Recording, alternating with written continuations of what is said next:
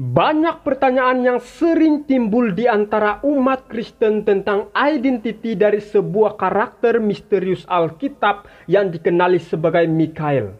Kadang disebut Mikael penghulu malaikat dan Mikael pemimpin besar. Bahkan ada pendapat mengatakan bahwa Mikael adalah yang tertinggi dari para malaikat surga, yaitu salah satu dari kerub yang menjaga. Yang lain berpendapat ia seorang utusan istimewa seperti malaikat Gabriel. Selanjutnya, ada juga yang berpendapat bahwa dia adalah makhluk yang diciptakan. Ada juga dari komentator Alkitab seperti Matthew Henry menegaskan bahwa Mikael adalah salah satu dari banyak nama yang ditujukan untuk Yesus sendiri. Jadi, dapatkah kita mengetahui identitas sejati dari sosok misterius ini? Siapa sosok Mikael ini? Untuk memecahkan teka-teki ini, jawaban pasti hanya dapat kita temukan di dalam Alkitab yang suci. Oleh itu, mari tetap fokus pembahasan ini yang pastinya sesuai apa yang Alkitab katakan. Karena Alkitab merupakan standar pendidikan orang Kristen sebagai buku agung yang harus dipercayai dan dituruti. Apapun yang kita dengar, apapun yang kita anuti, apapun yang kita percaya dan pegang, pertanyaannya, apakah itu atas dasar Alkitab? Jadi, mari kita utamakan Alkitab yang mengandungi firman Tuhan. Berilah kepada Tuhan kemuliaan namanya. Sujudlah kepada Tuhan dengan berhiaskan kekudusan. Nama Mikael disebut sebanyak 5 kali dalam Alkitab. Ayat Alkitab seperti Daniel 10 ayat 13 dan 21, Daniel 12 ayat 1, Yudas 1 ayat 9 dan Wahyu 12 ayat 7. Nama Mikael ini berasal daripada bahasa Ibrani yaitu Mikail, yang bermaksud siapakah seperti Yahweh. Daniel 10 ayat 13. Pemimpin kerajaan orang Persia berdiri 21 hari lamanya menentang aku. Tetapi kemudian Mikael, salah seorang dari pemimpin-pemimpin terkemuka, datang menolong aku. Dan aku meninggalkan dia di sana berhadapan dengan raja-raja orang Persia. Daniel 10 ayat 21. Namun demikian, aku akan memberitahukan kepadamu apa yang tercantum dalam kitab kebenaran. Tidak ada satupun yang berdiri di pihakku dengan tetap hati melawan mereka, kecuali Mikael, pemimpinmu itu. Daniel 12 ayat 1. Pada waktu itu juga akan muncul Mikael, pemimpin besar itu, yang akan mendampingi anak-anak bangsamu. Dan akan ada satu waktu kesesakan yang besar, seperti yang belum pernah terjadi sejak ada bangsa-bangsa sampai pada waktu itu. Tetapi pada waktu itu bangsamu akan terluput, yakni barang siapa yang didapati namanya tertulis dalam kitab itu. Yudas 1 ayat 9. Tetapi penghulu malaikat Mikael ketika dalam suatu perselisihan bertengkar dengan iblis mengenai mayat Musa, tidak berani menghakimi iblis itu dengan kata-kata hujatan, tetapi berkata, kiranya Tuhan menghardik engkau. Wahyu 12 ayat 7. Maka timbullah peperangan di sorga. Mikael dan malaikat-malaikatnya berperang melawan naga itu, dan naga itu dibantu oleh malaikat-malaikatnya. Jadi Daniel 10 ayat 13, Mikael salah seorang dari pemimpin-pemimpin terkemuka. Daniel 12 ayat 1, Mikael pemimpin besar itu. Daniel 10 ayat 21, Mikael pemimpinmu. Yudas 9 penghulu malaikat, Mikael. Dan Wahyu 12 ayat 7, Mikael dan malaikat-malaikatnya. Di sini kita melihat bahwa adanya posisi Mikael tersebut sebagai pemimpin dan penghulu malaikat. Ramai orang Kristen menganggap bahwa Mikael adalah salah satu malaikat Tuhan. Apakah demikian? Nah, frasa malaikat Tuhan ditemukan 68 kali dalam kitab suci. Kadangkala kata malaikat merujuk kepada Gabriel yang menampakkan diri kepada Daniel, Zakaria, dan Maria. Contoh kita ambil dalam Lukas 1 ayat 11. Maka tampaklah kepada Zakaria seorang malaikat Tuhan berdiri di sebelah kanan mezbah pembakaran ukupan. Kalau kita lihat ayat itu, Gabriel disebut sebagai seorang malaikat Tuhan. Dia tidak disebut sebagai malaikat Tuhan dan tidak pernah juga disebut penghulu malaikat. Saya ulangi. Gabriel di sini disebut sebagai seorang malaikat Tuhan. Dia tidak disebut sebagai malaikat Tuhan dan tidak pernah juga disebut penghulu malaikat.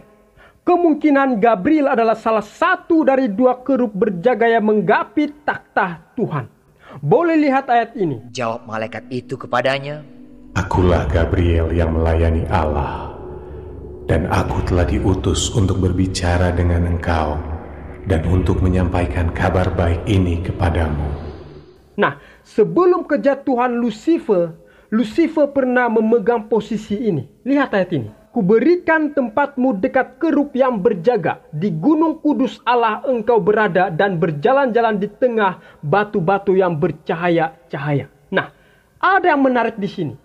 Jika kedudukan tertinggi malaikat adalah kerub yang menjaga takhta Tuhan, lalu siapa dan apakah penghulu malaikat itu? Dan siapakah sosok hebat yang dikenali sebagai malaikat Tuhan yang melakukan peran penting dalam penebusan manusia? Mengenai jawatan Mikael yang terdapat di dalam perkataan penghulu malaikat, kata penghulu di sini menunjukkan indikasi bahwa ia adalah ketua kepada malaikat. Perkataan malaikat dalam Alkitab selalu menunjukkan fungsi. Dengan kata lain, perkataan malaikat berfungsi sebagai pesuruh atau messenger. Memang, dalam banyak penampakan malaikat di dalam Alkitab, jelas ia adalah ciptaan namun ada pengecualian. Henry Fairbairn mengatakan bahwa ada 3 penggunaan kata malaikat di dalam Alkitab. Yang pertama, ini jelas merujuk kepada penggunaan makhluk ciptaan Tuhan, yaitu malaikat. Ini nyata disebut di dalam Ibrani 1 ayat 4. Yang kedua, ia juga dinyatakan sebagai fungsi, yaitu pesuruh Tuhan. Contohnya, nabi-nabi. Beberapa ayat Alkitab seperti 2 Samuel 3 ayat 14, Yeskiel 23 ayat 16, Hagai 1 ayat 13, Matius 11 ayat 19, Lukas 7 ayat 24, dan Wahyu 1 ayat 20 memperlihatkan bahwa perkataan malak dan angelos tidak terhad kepada malaikat saja.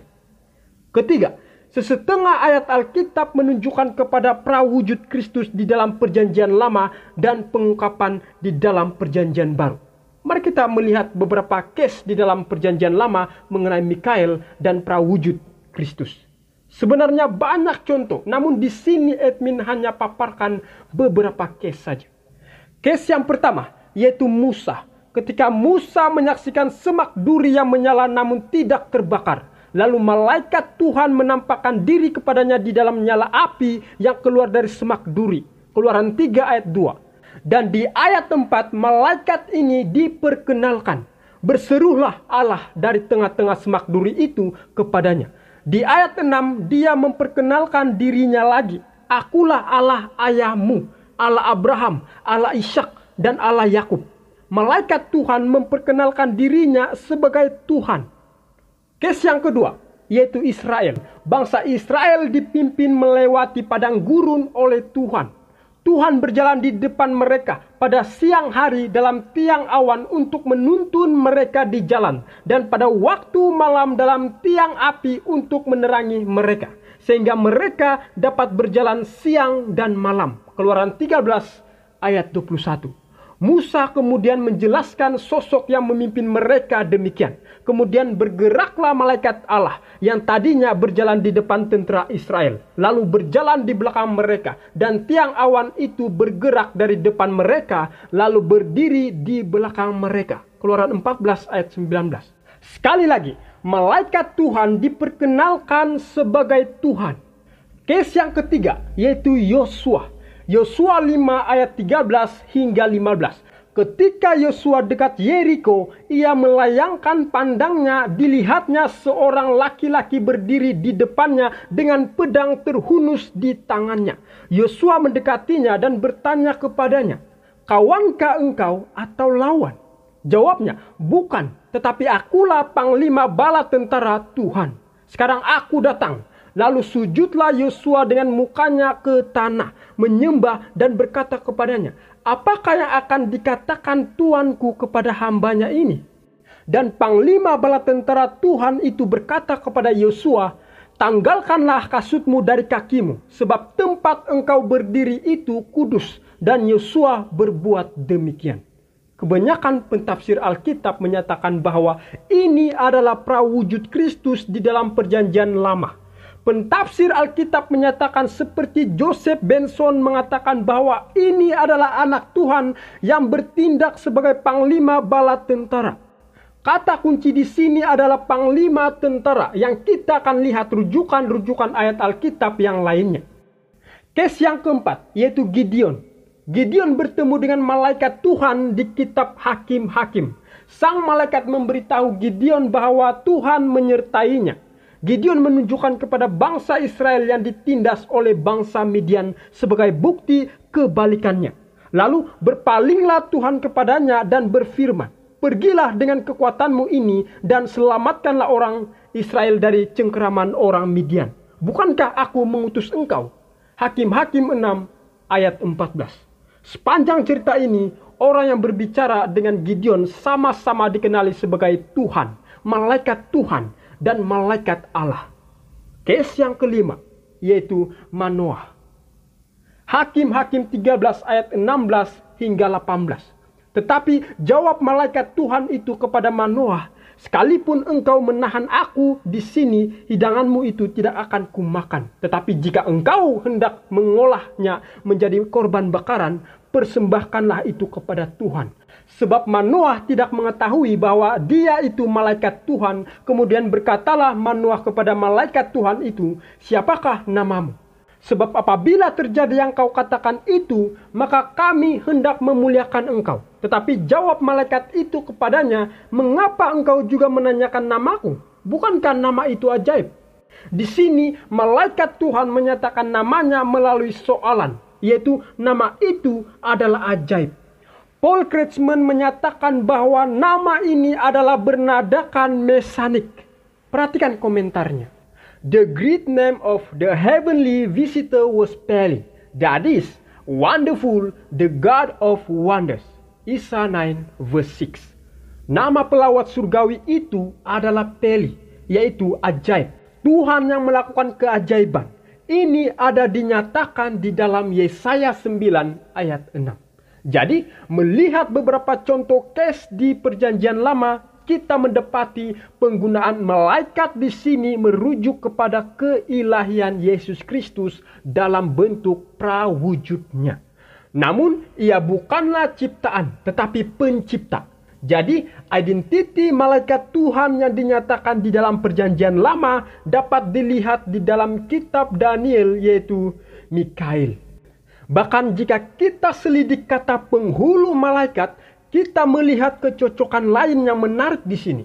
Satu-satunya ayat lain dalam Alkitab yang menggunakan kata penghulu malaikat adalah terdapat dalam 1 Tesalonika 4 ayat 16. Perhatikan konteksnya. "Sebab pada waktu tanda diberi, yaitu pada waktu penghulu malaikat berseru, dan sangkakala Allah berbunyi, maka Tuhan sendiri akan turun dari surga, dan mereka yang mati dalam Kristus akan lebih dahulu bangkit." Perhatikan ayat itu. Itu adalah suara penghulu malaikat yang membangkitkan orang yang mati di dalam Kristus. Dan Tuhan sendiri yang meneriakannya. Ini menunjukkan bahwa mereka adalah satu dan sama. Artinya, penghulu malaikat dan Yesus itu adalah satu dan sama. Dengan arti kata, Yesuslah yang berseru dengan suara penghulu malaikat atau utusan tertinggi untuk membangkitkan orang mati. Saya ulangi.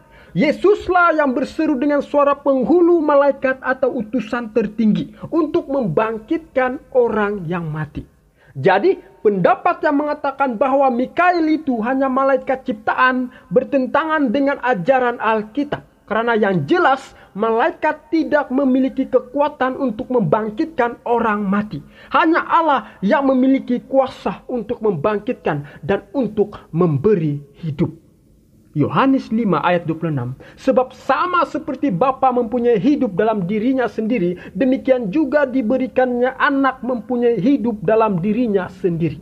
Jadi sangat jelas, penghulu malaikat yang dimaksudkan bukanlah malaikat biasa. Dengan kata lain, bukanlah malaikat ciptaan, tetapi penghulu malaikat yang memiliki kuasa untuk membangkitkan orang mati. Dan hanya Yesus yang memiliki kuasa untuk membangkitkan orang mati. Jika Alkitab mengatakan Mikail itu penghulu malaikat, jelas ini berbicara tentang sosok yang sama, yang memiliki kuasa yang sama.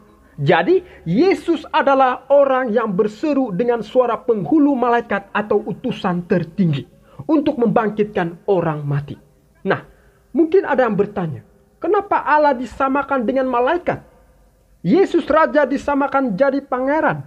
Menanggapi komentar ini, Yesus memang bukan malaikat, tetapi pemimpin malaikat surga. Saya ulangi, Yesus memang bukan malaikat, tetapi penghulu malaikat atau pemimpin malaikat di surga. Saya kira ini sangat jelas. Ada juga pertanyaan yang pernah kita dengar berbunyi seperti ini. Kalau Mikail itu Yesus, lalu kenapa Allah Bapa tidak tetapkan saja memberikan nama Mikail saat Tuhan Yesus lahir? Perlu kita ketahui bahwa Tuhan Yesus mempunyai banyak gelaran di dalam Alkitab seperti domba Allah, anak Daud, juru selamat, anak manusia, Mesias, Alfa dan Omega, Immanuel, firman Allah, imam besar, gembala. Masing-masing gelar ini memiliki maksud-maksud tersendiri.